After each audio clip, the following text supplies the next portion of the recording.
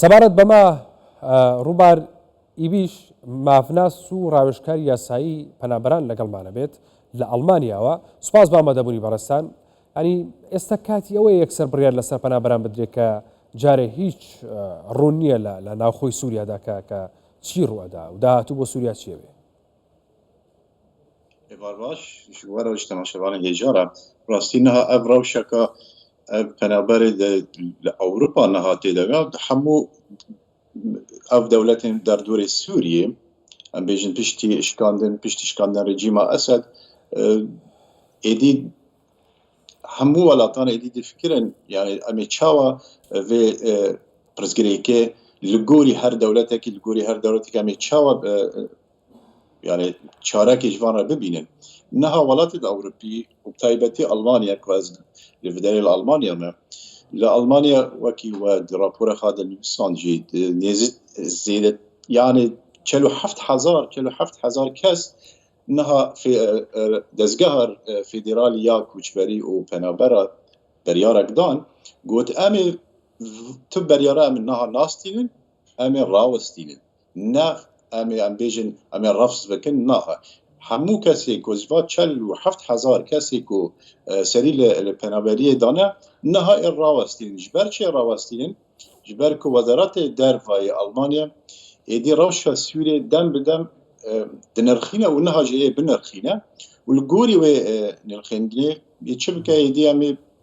dibe em li bendê ne niha em li bendê ne ku rewşa Sûriyê çawa bidî rewşeka alôz de ye rastî hî nexuyaye çawa bibe ji ber wê 47,000 dose ez bêjim dose penaberiyê niha rawestandin lê tu beryar nestandine nahî çawa be li benda ku Wezaretê Dervayê Almanya rewşa Sûriyê binirxîne û piştî wênê kamêzekin çawa bibe hîn kes nizane rastî û taybetî Almanya nemsa dest pê kir û hemû welatê di Ewropî êdma vê yani bi vê rêyê dest pê bikin. زۆر باشە لە وڵاتان لەسەر چ بنەمایە پەنابەرانی سووریا گەڕێنەوە بۆ سووریا؟ ji ber ku yani rewş li Sûriyê nexuyaye ev em bêjin ev ku Nasraya Heyet Tehrîr hatine ser hikûmî nexuyaye çawa be şerê navxwî çê bibe rewşa Sûriyê siyasî yani nexuyaye alôz e ji ber wê Ewropa dibêje kamil bend em li bendê bin kalan bisekinin lê penaber Ewropa de Almanya taybetî ez bêjim li Almanya pir kes ji wana derfet hene ku biftilin welatê xwe biftilin mal û gundê xwe lê pir kes jî hene wek em bêjin penaberê em bêjin penaberê me Kurd nexuyaye çawa biftiline yani rewşî nexuyaye rastî qet nexuyaye. باشە هەلومەرجی کۆمەڵایەتی و یاسایی پەنابەران گونجاوە بۆ گەڕانەوە بۆ سووریا؟ yani ez çi bêjim rewş yani hemû tiştê yasayî tiştî yasayî ku em bêjin ev welatana bingehekê yasayî ji yere dînin qet beryar dînin hemû tişt bi rewşa Sûriyê vegirê daye rewşa Sûriyê ku de biçe ji ber wê nikarin ev beryar xwe yasayî dînin tu beryara bistînin niha ev pirsgirêk ev hemû tişt bi rewşa Sûriyê vegirê de yani ev bû yek hefte rejîmê Esed em nabêjin rejîmê Esed şikiya lê ku de biçe ev pirsgirêkeke rastî li Ewropa niha û Yekîtiya Ewropa Komîsyonên Ewropî dem bi dem dişopîne ev hefte yani yek hefte dişopîne ber wê tu yani pirsgirêke yasayî bi rewşa Sûriyê vegirê de yani dikarin çi beryarê bistînin. زۆر باشە سووریا ئامادەیە بۆ وەرگرتنەوەی زیاتر لە 7 ملیۆن پەنابەر ئێستا خۆ دەزانی سووریا چۆنە ڕەوشی سووریا چۆنە لە ڕووی کارەوە لە ڕووی ئابوووریەوە لە ڕووی ئەمنیەت و ئاسایشەوە ئێستا سووریا ئامادەیە بۆ وەرگرتنەوەی 7 ملیۆن پەنابەر لە سەرتاسەری دنیاە ڕەوشە سووریا بنێرینە من نا ڕاستی نا ئامادەیە لێ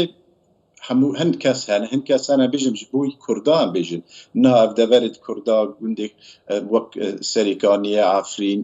û deverê de ku binî dagirkera dewleta Tirk û çeteyê girêdayî we yani پرسکریەکی مەزن ئەزێ بفتیمە کێری و ئەڵمانیا ژیل ئەڵمانیا بێژن دەمەک و ئەڵمانیا بەریار دەدا و حەقێ مافێ پەنابەری دەدا ئەف بێژن تایبەتی ئەز خەلکی سووریا ئەز ناوە بەحث دکمە چار فۆرم هەنە ji بۆی ئیرتیجایی یەک بێرەت بێژن یعنی پاراستنە دەمکی چییە پاراستنە دەمکی بە ڕەوشە سووریە ڤەگرێدایە شەڕێک هەیە ئەف پەنابەری کۆسەری پەرەمەریە دانی ji بۆی ku rewşeka şer heye li Sûrî ev mafê îqametê îstandine ev jî mafê îqametê yek sal e ji ber ku şert û mercê wê çi ye dibêjin li Sûrî şerayê te heqê penaberî îstandî niha şer nema li Sûrî ew ji ber wê dewletê Almanî kare bêje êdê keremke biftile welatê xwe ne ku tiştekî dî cuda heye ew زۆر باشە yani پرسیاری زۆر جدی ئەوەیە باش پرسیاری زۆر جدی ئەوەیە ئێستا ینی خۆ دەزانی ئەمە گەڕانەوەی پەنابەران بەڕستان شارەزاتر و پسپۆر نەبوارەیە گەڕانەوەی پەنابەران پێویستی بە هەماهەنگیەیە ینی لە نێوان سووریا و ئەو وڵاتی کە پەنابەری لێیە بگەڕێنەوە ئێستا هیچ پەیوەندێکی دیبلۆماسی وڵاتان لەگەڵ سووریادا نییە ئەمە چۆنە یان پرۆسەیە چۆنەکرێت لە کاتێکا پەیوەندی دیبلۆماسیەکان سفر و وەستاون